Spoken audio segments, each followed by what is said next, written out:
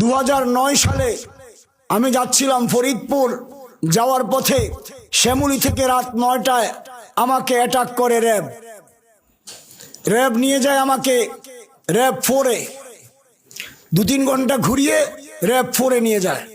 নিয়ে গিয়ে আমার সাথে আরো 2জন খেলাফত আন্দোলন কর্মী ছিল।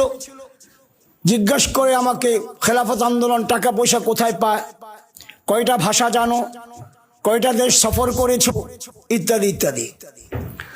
আমার মাথায় বাবরি চুল ছিল। পুরো এলাকায় খবর হয়ে গেছে যে বড় একটা জঙ্গি গ্রেফতার করেছে। হ্যান্ডকাপ লাগিয়ে জুমার নামাজ পড়তে নিয়ে গেল। ব্যাগটা রাতে যখন নেই মেজরের রুমে, র্যাব 4-এর মেজরের রুমে, এর আগ পর্যন্ত 4 বার আমার ব্যাগটা চেক হয়, ব্যাগে শুধু কাপড় ছিল। মেজরের রুমে ব্যাগ নেওয়ার পর আমার ব্যাগটা খুলে ওখান থেকে কিছু তার, ককটেল, লোহা বের করছে। আমাকে বলে, হুজুর আপনি তো ভালো মানুষ, কিন্তু ব্যাগের মধ্যে এগুলো নিয়ে কি ঘুরেন? বললাম, জনাব আপনার রুমের ঢোকার আগ পর্যন্ত আমার এই ব্যাগটা 3-4 বার চেক করেছে, ওরা কিছুই পাইনি। কিন্তু আপনার রুমে আসার পর এই ব্যাগের মধ্যে থেকে তার তুর, লোহালঙ্কর বের হয়, এটা তো আমার বুঝে আসে না। মেজর বলে, আপনি না দিলে আপনার লগে 2জন আপনাকে ফাঁসানোর জন্য দিয়েছে। বললাম, ওরা আমার কর্মী, ওরা নেতাকে কখনো ফাঁসাবে না। ওরা অন্য দলের মতো নেতা কর্মী বিক্রি হয় না, নেতা বিক্রি হয়, কখনো কর্মী বিক্রি হয় না। বলার পরে সে রেখে দিল।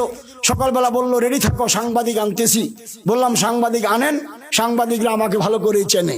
পরে আর সাংবাদিক আনলো না, আমাকে নিয়ে গেল চোখ বেঁধে ঘুরাতে ঘুরাতে র্যাব 1-এ, উত্তরা।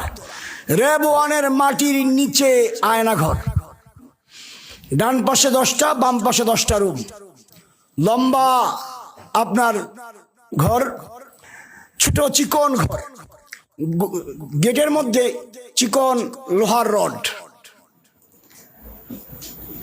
10টা-20টা রুমের জন্য ছোট্ট একটা বাথরুম। 24 ঘন্টা চোখ বাঁধা, হ্যান্ডকাপটা পিছন দিয়ে লাগিয়ে লোহার রডের বাহির দিয়ে বের করে হ্যান্ডকাপ লাগিয়ে দেয়। শোয়ার কোনো ব্যবস্থা নাই। সারা রাত 24 ঘন্টা এভাবে বসে থাকি। আপনার মশার কামড়ে পা দিয়ে মশা মারি, পা লম্বা করে বসে থাকি। ব্যথা শুরু হলে পা আবার আসাম হয়ে বসি।